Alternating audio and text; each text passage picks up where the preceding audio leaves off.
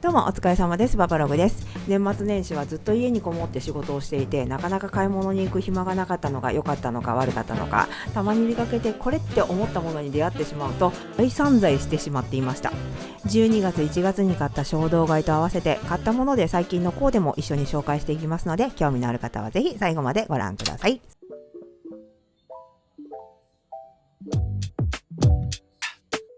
まず一つ目はザニームで買った田中のジージャンです。ザニームというのはドゥーズエムクラスとかのベイクルーズグループが2023年11月に新しくスタートさせたヴィンテージデニムとデニムのアイテムを主軸としたデニムのコンセプトショップです。田中というブランドのデニムも気になっていて、このジャケットはザニームの別注で作られていて、さらにフェイルというニューヨークのアーティストのアートがプリントされたシルクの生地が袖とバッグに一部ヒラヒラするように縫い付けられているというものになっています。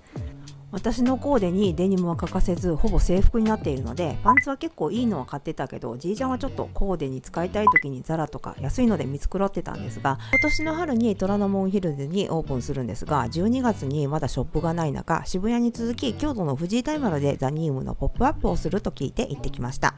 ジージャンが8万と出したこともないびっくり価格だったんですが、センス抜群の人のプロデュースしたショップで店舗がない中、商品が見れたといういろいろ付加価値がついてるし、来たら気分が良くて自分の中で納得できるものだと判断して思い切って購入しました。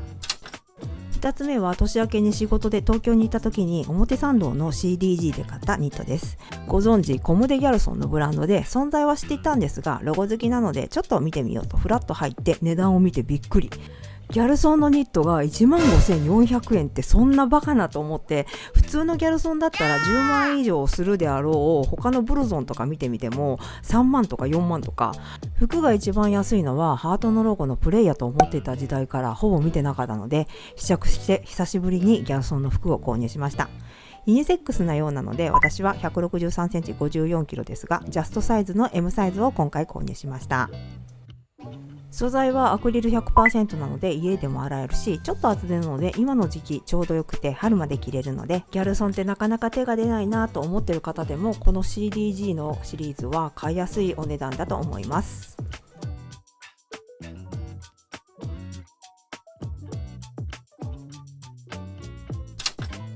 最近コーデでよく使っているので紹介しておきたいのが、10月くらいに買ったアディダスのジャージです。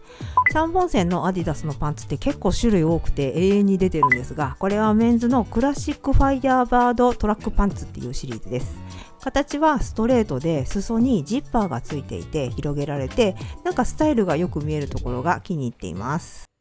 この最初に紹介した3つを組み合わせたドカジュアルなコーデがこちらです。スニーカーは2023年買ってよかったもので紹介したナイキの V2K で、バッグはアバケーションです。40代ですがカジュアル代表として YouTube 頑張っていきます。続いて大好きなトーガでストラップが販売されると X で見て気になっていたところ、阪急で実物があったので即購入しました。肩掛けのストラップタイプもあったんですが、肩掛けのタイプはファッションの邪魔をするので結局手にぐるぐる巻いて使っていたりしてたので、ハンドストラップの方が結局実用性があるなと思って初めて購入しました。トーガらしいハードなデザインと今のケスティファイのケースのデザインとの相性も抜群で、めちゃくちゃ重たいんですけども結構気に入っています。続いて私の顔の一部であるメガネを1年ぶりに新調しました。サバージュというフランスと日本を融合したデザインのブランドです。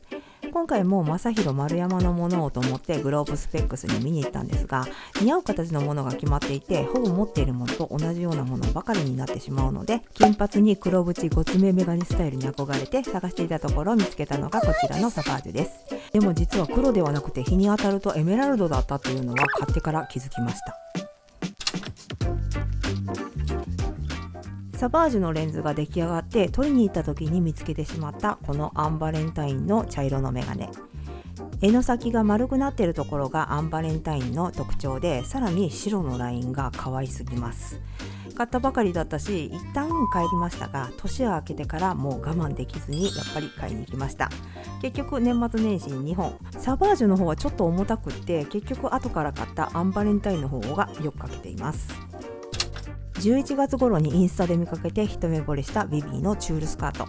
このデザインだから7、8万以上は確実にしそうって思っていたら、半額の3万5千円ってことですごく安く感じて、もう迷わずポチりました。どうやら梅田阪急でポップアップをしていたらしく、その時にもうすでに完売していて、オンラインでも完売していたんですが、12月下旬の再入荷予約ができたので、速攻で予約をして手に入れた商品になっています。届いてみたら思っていた以上に手が込んでいて、これで3万5千円は安すぎるという印象でした。チュールスカート流行ってるから取り入れたいけど、もう40代だし可愛すぎるから控えめなものをと思ってペラペラなものを選ぶと逆に安っぽさが際立ってしまうので、大人こそもう徹底的なものを選ぶのをおすすめします。インスタでも着画をアップしたら好評で、やっぱり買ってよかったなと思ったスカートでした。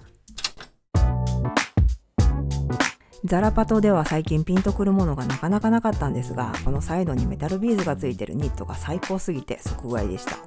カットがかなり上に来るので、今の時期はヒートテックが見えちゃうのでちょっと厳しいんですが、ビビーのスカートを合わせるとチュールのボリュームでちょうどうまく隠せてバッチリでした。チュールスカートがラブリーすぎるがゆえに T シャツとスニーカーでカジュアルに合わせたいと思ってたんですが、今の時期はさすがに寒いので普通にニットとか合わせるにしても断捨離で定番の普通のニットしか残ってなかったので、おしゃれに合わせるものがなく普通だなと思ってたところ、ザラで個性的なものが見つかってよかったです。楽天で買ったブーツとの相性もバッチリでした。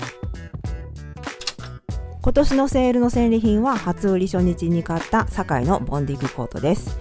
スタジャンを立ち上がりに買ったんですが、きれいめなコートも欲しいということで奮発して購入しました。セールではちょっと安くなったいつも買えるようなものではなく、普段手が出ないものをちょっと頑張って買うっていうのが私のモットーです。とはいえ今年はもう一着で頑張りすぎたので、今年のセールはこれで終了しました。堺の割にシンプルなデザインだけどちゃんと堺らしさがあって、やっぱりシルエットが最高でした。素材的にカジュアルでもフォーマルでもどちらでも使いやすそうだったので 30% オフでも11万円と結構なお値段ですが、堺は手放す時でも確実に高値で売れるので実質5万円ぐらいだと思い、セールですぐ着なくなるような2万円ぐらいのものを買うなら1点投資した方がいいと思って思い切って購入しました。最初ベージュに一目惚れをして買う予定だったんですが、コートはベージュばかり買っていて黒のロングコートは持っていなかったので、それもあって黒のコートに出会えてよかったと思っています。そして最後は衝動買いではなく計画的に大奮発して買った M3 の MacBook Pro 14インチシルバーです。今まで M1 の MacBook Air で YouTube の編集をしていましたが、最近処理に時間がかかったりと調子が悪く、ストレージ1テラにも限界を感じて、今回は2テラにグレードアップさせました。仕事道具には妥協したくないので、今回一番お金をかけましたが、これで YouTube の編集や本業の仕事も全部担っていくわけだから確実に元は取れて、さらにこれから仕事もはかどるということで、この MacBook Pro を買ったということで、今回紹介した年末年始の衝動買いはもう皆さんお察しの通り実質0円でした。今回も最後までご視聴いただきありがとうございました。ユニクロはいろいろ見る暇がなくてご無沙汰してますが、2月23日発売のユニクロ C は久しぶりにちょっと見に行こうと思いますので、いいのがあればまた誰とも被らないユニクロコーデを紹介したいと思います。興味のある方はぜひチャンネル登録をしてお待ちください。それでは次回の動画でお会いしましょう。さようなら。